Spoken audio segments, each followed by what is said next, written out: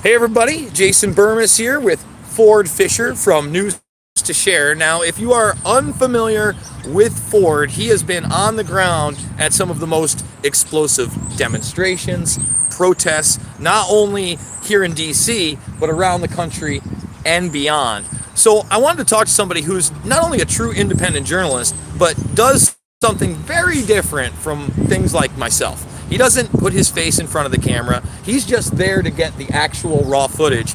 And then anybody that wants to license it can contact you and get that footage, correct? Yeah.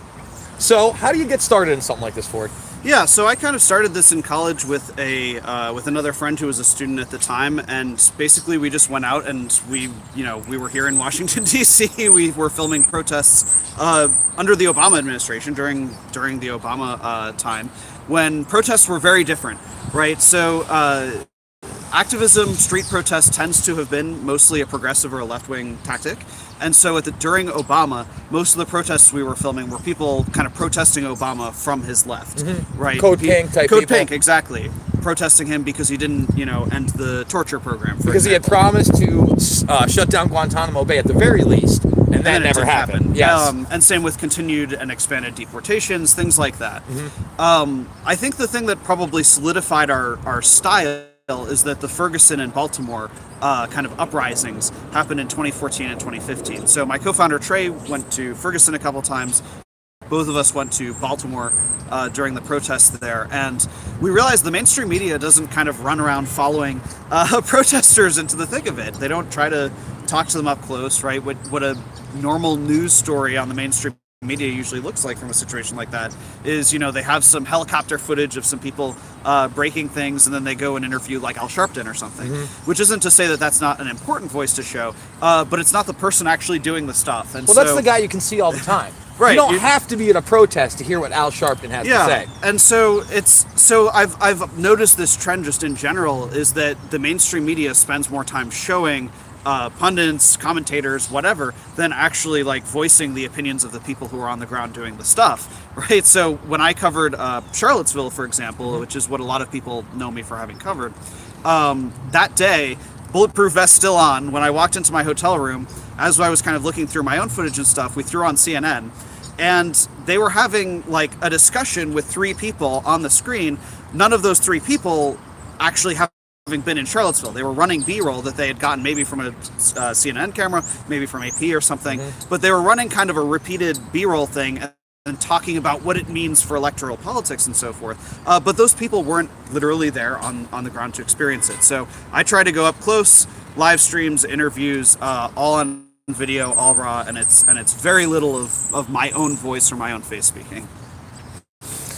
Sorry about that little interruption on my thing. So, all right, what made you decide to gravitate towards journalism in the first place? Like, what? Yeah. I mean, do you like the action of it? You've been overseas, even to France, and covered the yellow vests. I mean, another reason why you're important is our mainstream media is not over there covering the yellow vests, and you are, and at least you're putting the raw footage out there for people to see via Twitter and other social media platforms, where you're not seeing that on MSNBC, CNN. So is that kind of why you gravitated? Were there things that you were seeing personally that you weren't seeing on the mainstream that you thought you could cover? Yeah, I mean, I think that basically the issue is that the mainstream media, when they cover something, they tend to, like I said, they kind of distort it, not necessarily toward one political side or the other. I think part of the issue is that when people think of what's wrong with the media, they'll say, oh, it's the media is too lefty or something. I think that it's more like it's biased towards like political dichotomy. It's like everything that happens, we have to fit it into like,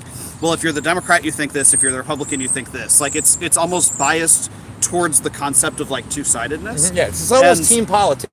And it obliterates the actual nuance of why people are out there. So something like when the example I used of Ferguson and Baltimore, right, that was kind of complicated. It's not like Barack Obama was siding with Black Lives Matter. Barack Obama at a press conference called them thugs, right? So that makes it complicated. It's not as simple as you're on the team Obama and Black Lives Matter, because that's not one team. Well, sure. To the same end, at post-Charlottesville, there was a lot of effort to tie all of these groups together and then associate them with Trump. And people can certainly like make that kind of analysis, but I think it's really important to actually like be on the ground, show the symbols, the words, what was actually happening. do these people attribute themselves to Trump, right? When I interviewed them, a lot of them were saying, we support Trump, but we don't think he goes far enough. He's too much of a, he's too weak. We want to go much further than he does, or whatever it is.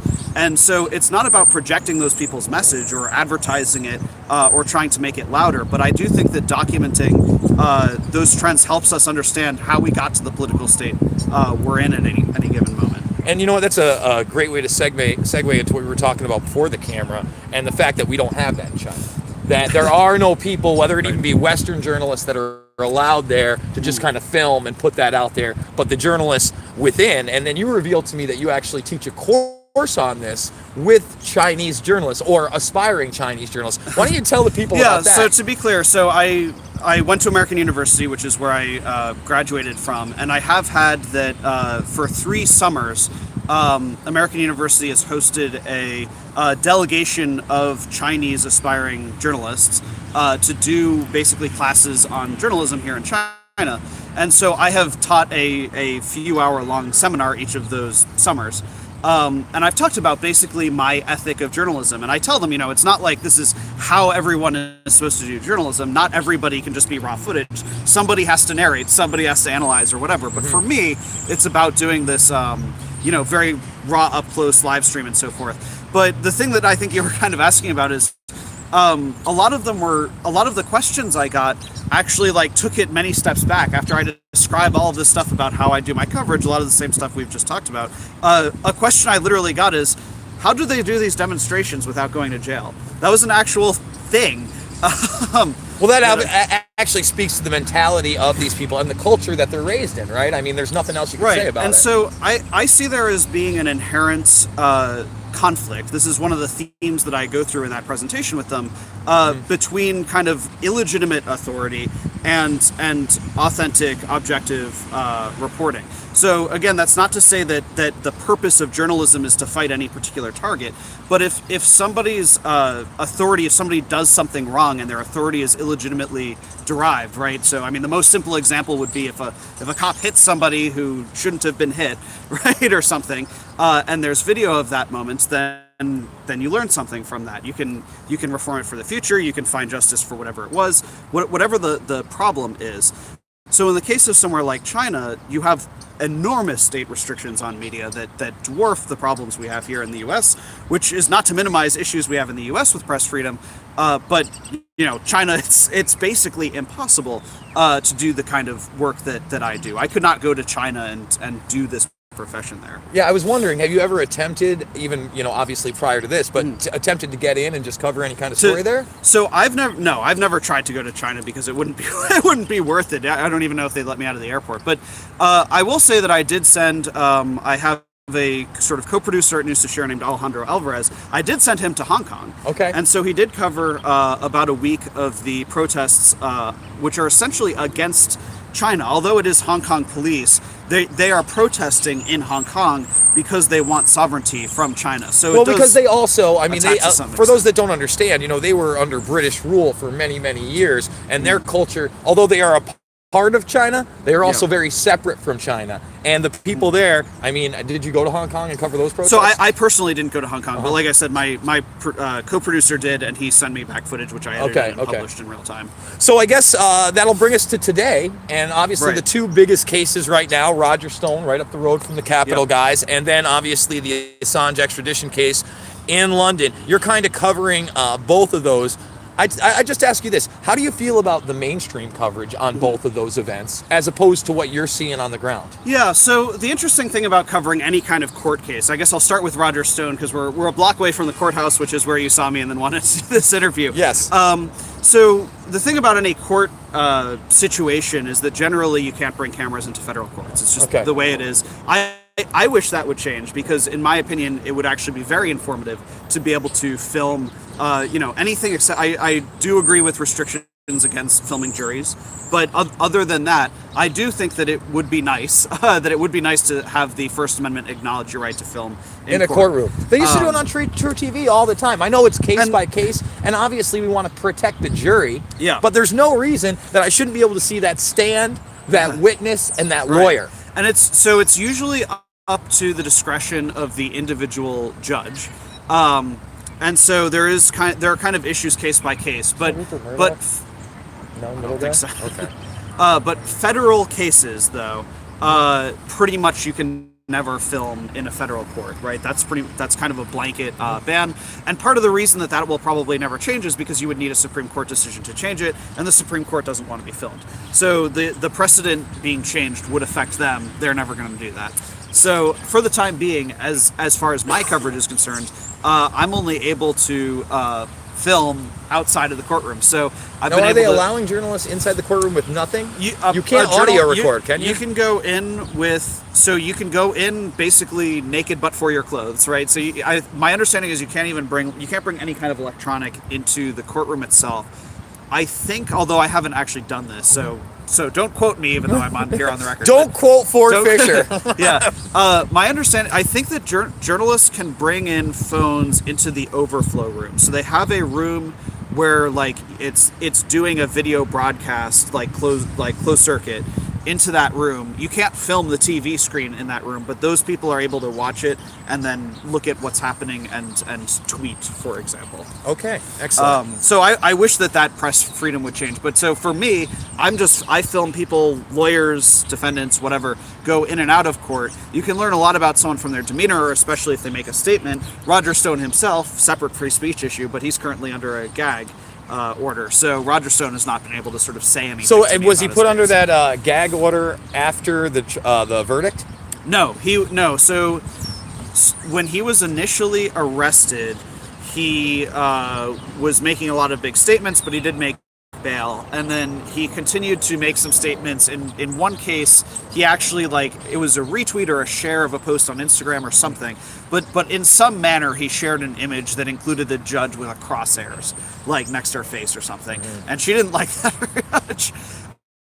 So my understanding is that it was in response to repeated issues like that, his ability to remain out on bond or bail or whatever the exact circumstances of it is, his ability to stay free, pending his sentence happening, was based on that, and so that's why he has a gag order about the case.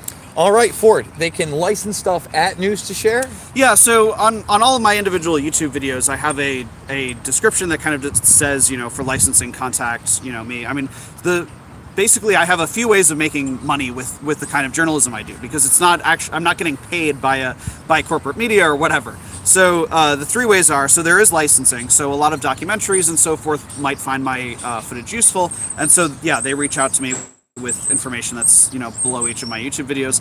I was demonetized for 7 months, which was a big fight against everything. YouTube. Yeah, the entire channel was demonetized on YouTube in June, but I had been publicly, just like bashing YouTube over it, and finally they actually fixed that last month. Oh, you're lucky. So I am partially now. Individually, all my videos are demonetized, but then I can appeal, and about half of them roughly Me too. get remonetized. So yeah, that seems. I guess I'm back on the normal independent level. It's frustrating. It's frustrating though, because it gets demonetized almost out of the gate. I don't even get a win now. It's almost as soon as if it's not before the video's over. Well, I do it live, so a lot of the time it'll go. Yeah. And then sometimes before it gets to the processing phase, sometimes I'll have to wait till after the processing phase. But on this, it's weird. The algorithm sometimes doesn't pick it up on mobile, so I have to wait for somebody to individually report my video. To report it. So it might be 3 or 4 days. And those ones are actually the ones that make a little traction. That being said, guys, that's how you support me, through a GoFundMe. Right. And then, so in my case, I also have Patreon. Yes. So mine is patreon.com/ and my name is Ford Fischer, FORDFISCHER. Yes. I misspelled your name in the thing. Oh, did you? I gotta get that C in so there. At Ford FISCHER on Patreon, that's the URL, patreon.com/Ford Fischer, but the name of the news group is News2Share. News the number 2 share. Oh, so there you go, guys. So obviously I'm going to go check on the Roger Stone thing. I don't think, I was really there to get Schroyer. But here's the thing. I booked the hotel for 2 days where Jones, McGinnis, and Schroyer will be speaking. We're going to cover that. In fact, they said we can film. At least they said anybody can film. So I'm going to stream it live. We're going to stream that whole conference live. That'll be part of everything. As long as the phone call I just got on this isn't some kind of an emergency and I got to cancel my plans and go back to New York. I want to thank you guys so much for supporting me. Hit the GoFundMe. I saw somebody ask if I have a PayPal. That's also in the description. Bitcoin, whatever you can do. I love you guys. Can I just say, I saw a question that was directed at me Sure. from someone named Melly. Reach out to me on my Twitter is @FordFisher. I'm happy to answer individual questions. I have open PMs. So I don't mind talking about, the thing that person commented there, but I don't feel like trying to get into that in this live No, stream. and one of the things, and you know what, before we go, one of the things I really admire about him is that he's not me, and he's not other people that are just talking about things, and, he's on the street. If I could be on the street all the time, I would. I like being home. I have a family to take care of. I have my nieces. I can't travel all the time. Yeah. This is a young, single, strapping guy getting in the mix of it. Not single. I have a girlfriend. Oh, I'm sorry. Well, you're not married yet, ladies. You can still steal her away. Love you, Hala. Don't take that personally that he just said that. No, that's funny. I totally screwed you over on that. No, yeah. She might be watching this right now. And she's like, what? No. But you know what I mean? Like, you're ready to get in the mix. You don't have many things holding you down. You're in the belly of the beast, too. I mean, that's another thing. You're in the belly of the beast. So, guys, I thank you. We'll see you on the flip. Man.